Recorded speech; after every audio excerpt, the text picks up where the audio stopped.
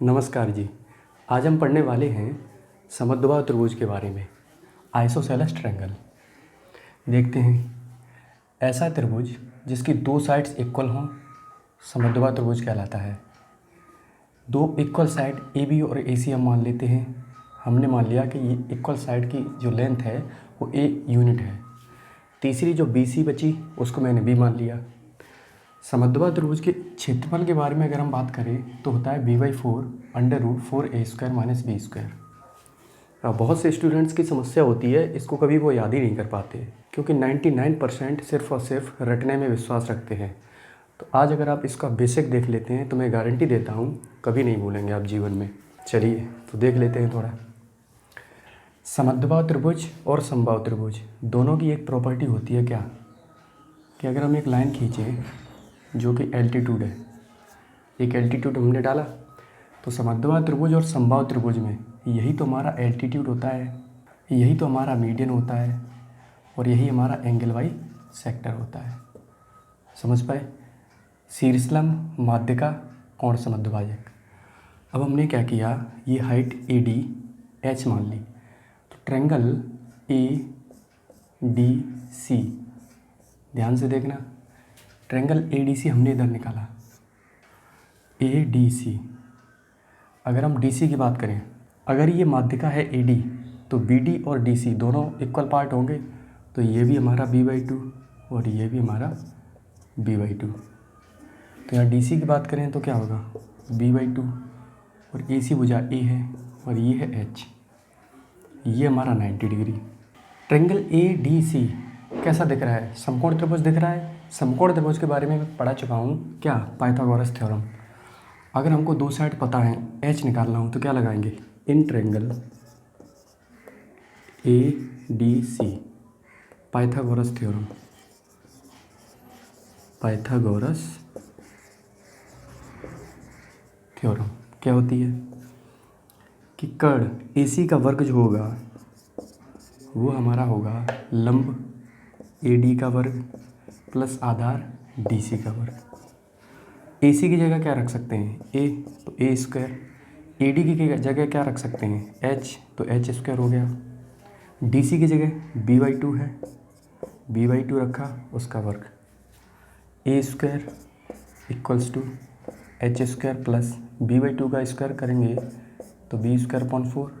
हमको निकालना है एच, तो एच स्क्वायर एक तरफ, बाकी सब एक तरफ, तो ए स्क्वायर पहले से है, b²/4 जो है प्लस का है, उधर जाके काय का हो जाएगा, माइनस का। H square equal to 4a² - b²/4 कर सकते हैं। अगर हम एच की बात करें, इधर स्क्वायर है, इधर जाके रूट चढ़ेगा, तो 4a² - b²/4। अब 4a² - b² तो वही रहेगा रूट में ही, 4 जो है वर्गमूल के बाहर निकालेंगे तो 2 आएगा। तो ये तो हो गई हमारी हाइट।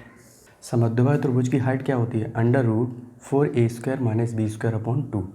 अब बात करते हैं इसके क्षेत्रफल के बारे में, एरिया के बारे में। ऐसा त्रिभुज जिसकी लंबाई या ऊंचाई और आधार हमको पता हो तो उसका एरिया होता क्या है, 1/2 लंब गुणा आधार, बेस इंटू हाइट। समझ पाए? अब देखिए 1/2 हाइट कितनी निकाली है, √4a² - b²/2 इंटू बेस की बात करें तो ध्यान रखना बेस b/2 नहीं लेंगे। अगर b/2 लेते हैं तो ट्रायंगल ये ए डी सी होगा, जबकि एरिया निकालना है हमको ए बी सी का।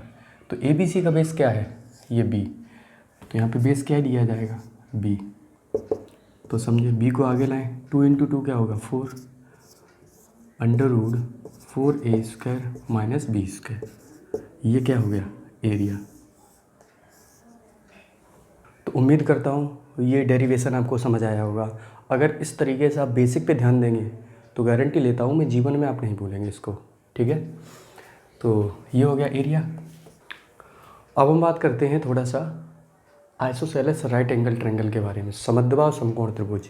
इस पे भी काफ़ी अच्छे अच्छे क्वेश्चंस बन जाते हैं, तो इसको भी थोड़ा सा देख लेते हैं। जैसा कि आपको नाम से पता चल रहा है, इसमें दो त्रिभुजों को मिलाया गया है। क्या, एक तो आइसोसेलेस ट्रायंगल, दूसरा राइट एंगल ट्रायंगल। तो आइसोसेलेस का मतलब क्या होगा, जिसकी दो भुजाएं बराबर हैं। तो हमने ए बी और बी सी ये दोनों भुजाएं बराबर मान ली। तीसरी अलग है। और दूसरा क्या है, ये राइट एंगल है, तो हमने मान लिया ये 90 डिग्री है। ठीक है, अब समझें। अब तीसरी साइड बची ए सी, उसको देखो फाइंड करो। तो इसमें क्या कर सकते हैं हम, पाइथागोरस लगा दो, पाइथागोरस थ्योरम। अब ये तो सबको रट जानी चाहिए, क्या है, ए सी का square equal to A B का स्क्वायर प्लस बी सी का स्क्वायर। ए सी का square equal to A B की जगह क्या है ए स्क्वायर, ए बी क्या है ए, तो ए स्क्वायर। ए सी स्क्वायर क्या आया 2a स्क्वायर। अगर हम केवल ए सी की बात करें तो √2a स्क्वायर हो जाएगा। ए स्क्वायर से ए बाहर बचा क्या √2, तो ए सी की वैल्यू हमारे पास क्या आई a√2। समझ पाए। तो आइसोसेलेस राइट एंगल ट्रायंगल में दो साइड्स इक्वल ए और ए, तो तीसरी साइड हमारी निकलती है a√2। अब इसका एरिया के बारे में बात करें, क्षेत्रफल। तो ऐसा त्रिभुज जिसमें हाइट और बेस हमको पता है, तो उसका एरिया क्या होता है 1/2 बेस इंटू हाइट। समझ पाए। तो 1/2 बेस हमारा क्या है ए, हाइट क्या है वो भी ए। तो एरिया हमारा बनेगा क्या 1/2 ए स्क्वायर। समझ पाए इस चीज़ को। अब इसके कुछ क्वेश्चंस देख लेते हैं हम लोग। आज आपको दो कंसेप्ट बताए, एक तो बताया समद्विबाहु त्रिभुज का और एक बताया समद्विबाहु समकोण त्रिभुज का। तो पहले समद्विबाहु का एक क्वेश्चन देख लेते हैं। तो चलिए एक समद्विबाहु का क्वेश्चन कर लेते हैं, तो थोड़ा सा आपको ज़्यादा समझ में आएगा। उस समद्विबाहु त्रिभुज का क्षेत्रफल बताएं जिसका आधार 6 सेंटीमीटर है तथा परिमाप 16 सेंटीमीटर है। चलिए समद्विबाहु त्रिभुज है तो हम बना लें कि ऐसा त्रिभुज जिसकी दो भुजाएं इक्वल हों। अब आधार उसने दिया है कितना 6 सेंटीमीटर, तो ये हो गया आधार। बाकी इक्वल साइड्स जो हैं वो हमें नहीं पता, हम मान लेते हैं ये इक्वल साइड ए है। समझ पाए। लेकिन आगे उसने कहा है कि इसका परिमाप 16 सेंटीमीटर है। तो परिमाप क्या था, परिमाप का मतलब क्या था, परिमाप का मतलब मैंने सिंपल बताया था कि घेरा ए बी सी का अगर घेरा की बात करें तो समझें, ए से बी तक चलेंगे तो ए बी से सी तक चलेंगे तो बी सी से ए तक चलेंगे तो सी ए। समझ पाए। परिमाप है कितना 16 centimetre equals to A B की जगह ए रख दे, बी सी की जगह कितना है 6, सी ए की जगह भी कितना है ए। तो 16, 6 को इधर लाएंगे तो माइनस का 6 इक्वल्स टू ए और ए ऐड करेंगे तो कितना होगा 2a। 2a की वैल्यू 16 से 6 घटाएंगे तो कितना आएगा 10। तो ए की वैल्यू हमारे पास कितनी आई 5 सेंटीमीटर। यानी कि समद्विबाहु त्रिभुज में जो बराबर भुजाएं हैं वो हमारी 5 सेंटीमीटर की हैं। समझ पाए। अब आपके पास दोनों बराबर भुजाएं हैं, तीसरी भुजा भी आपको पहले से दी रखी है, तो सिंपल आप क्षेत्रफल का फॉर्मूला लगा दें। तो क्षेत्रफल होता क्या है b/4 असमान भुजा बट्टे 4 √4 समान भुजा का स्क्वायर माइनस असमान भुजा का स्क्वायर। आइए b की वैल्यू कितनी है 6/4, 4 a की वैल्यू कितनी है 5, 5 का वर्ग करेंगे तो 25 माइनस 6 का वर्ग करेंगे तो 36। ये 3/2, 2 से दोनों को काट दिया। 25 का गुणा 4 में करेंगे 100 माइनस का 36, 3/2 100 से 36 घटाएंगे कितना बचेगा रूट में 64। 3/2 इंटू 64 का रूट लेंगे तो कितना होता है 8, 2 से काटेंगे 4 बार, दोनों का मल्टीप्लाई करेंगे तो 12 सेंटीमीटर स्क्वायर। तो आपका जो एरिया आया वो कितना आया 12 सेंटीमीटर स्क्वायर। और वैसे तो कभी समद्विबाहु त्रिभुज में हाइट के बारे में नहीं पूछता है, लेकिन अगर आपसे कभी हाइट पूछी जाए तो ये आप हाइट भी बता सकते हैं। √4a² माइनस b²/2 अभी अभी आपको निकालना बताई है। तो ये हो गया एरिया। चलिए तो एक हमारा दूसरा कंसेप्ट जो था आइसोसेलेस राइट एंगल ट्रायंगल के ऊपर, उस पे बेस्ड एक क्वेश्चन देख लेते हैं। तो ये थोड़ा सा अच्छा सवाल है, चलिए कर लेते हैं। इसमें क्या कहा गया है, एक समद्विबाहु समकोण त्रिभुज की प्रत्येक भुजा की लंबाई 15 सेंटीमीटर है उन दोनों भुजाओं के बीच का कोण 90 डिग्री है, तब उस त्रिभुज का क्षेत्रफल बताओ। चलिए, उसने कहा है दो भुजाओं की लंबाई जो है प्रत्येक की वो 15 सेंटीमीटर है। तो हमने मान लिया ये दोनों भुजाएं बराबर हैं। ट्रायंगल हमारा ABC है। अब दोनों बराबर भुजाओं के बीच का एंगल ये हमारा कितना दिया गया है, 90 डिग्री। समझ पाए इस बात को। अब इस त्रिभुज का क्षेत्रफल बताना है, तो चलिए देख लेते हैं। अब एक तो कंसेप्ट होता है जो अभी मैंने आपको बताया नहीं है, वो अगली क्लास में बताएंगे, कि कोई भी त्रिभुज दिया गया हो जिसकी दोनों संलग्न भुजाएं दी गई हों और उन दोनों के बीच का एंगल दिया हो, तब एरिया का जो फॉर्मूला होता है त्रिभुज का वो होता है 1/2 AB इंटू AC, दोनों संलग्न भुजाएं एडजेसेंट साइड इंटू उन दोनों के बीच का साइन। ठीक है, तो इससे अगर हम देखेंगे तो एरिया क्या निकलेगा, 1/2 AB हमारे पास कितनी है 15, AC कितनी है वो भी 15, और साइन A की वैल्यू कितनी है 90 डिग्री। तो 1/2 15 इंटू 15 225, साइन 90 की वैल्यू 1, तो एरिया हमारा आ गया 225/2 सेंटीमीटर स्क्वायर। समझ पाए। लेकिन ये कंसेप्ट तो मैंने बताया नहीं है, तो कंसेप्ट बताया क्या है, समद्विबाहु समकोण त्रिभुज का, उससे देख लेते हैं। इस ट्रायंगल को अगर हम इस तरीके से बनाएं, ये हमारा 90 है, ABC, AB हमारी 15 है, BC भी 15 है। ठीक है जी, ये इन दोनों के बीच का एंगल दिया है 90 डिग्री।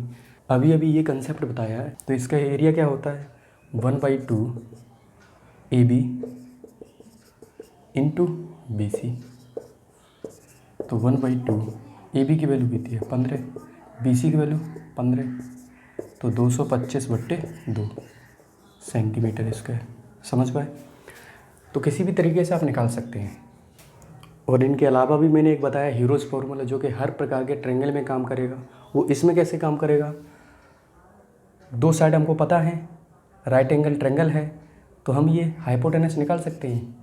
कितना होगा आप लोग निकालना पाइथागोरस थ्योरम से, तो वो आएगा कितना 15√2 सेंटीमीटर। समझ पाए। तो अब देखो तीनों साइड हमारे पास पता चल गई। अब हीरोज़ फार्मूला क्या कहता है, तीन साइड अगर उसको पता हो तो हीरोज़ फार्मूला आप लगा सकते हैं। क्या होता है, एरिया √S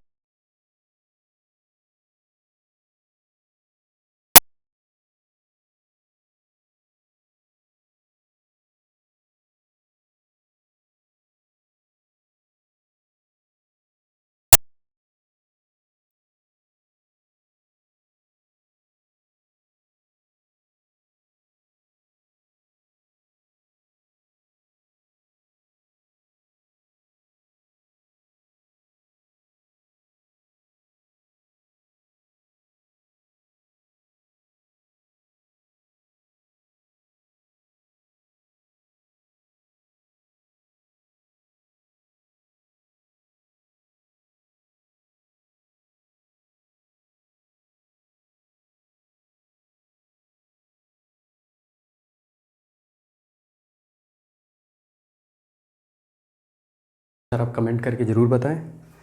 तो आज के लिए फिर इतना ही रखते हैं। धन्यवाद।